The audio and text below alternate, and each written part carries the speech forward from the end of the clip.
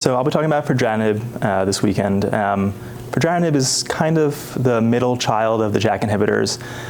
It was approved after ruxolitinib and before pacritinib and momelotinib, and it's been forgotten a little bit about, in time. But I think fedratinib still has a role in 2024, and probably beyond that too. So we know fedratinib has good efficacy in the ruxolitinib-resistant population. We also know that it has good efficacy in the upfront population as well.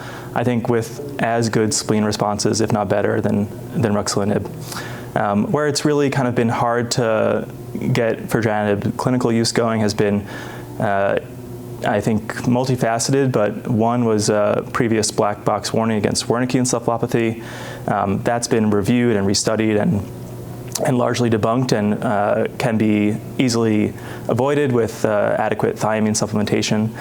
And then the other issue with fedratinib tends to be some GI toxicity early on.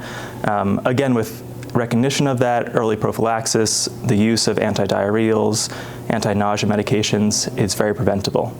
So I think it's a good drug right now, and then for the future, fedratinib has some properties that make it exciting as well. So it inhibits BRD4. The bromodomain family of proteins is an exciting target in myelofibrosis and MPNs in general.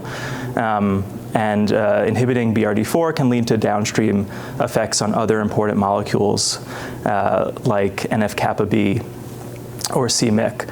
And so there's ongoing studies right now looking at combinations of fedratinib with other therapies as well as by itself in additional types of cancers besides myelofibrosis, such as CMML, MDS, MPM overlap syndromes, as well as combining it with immunotherapy.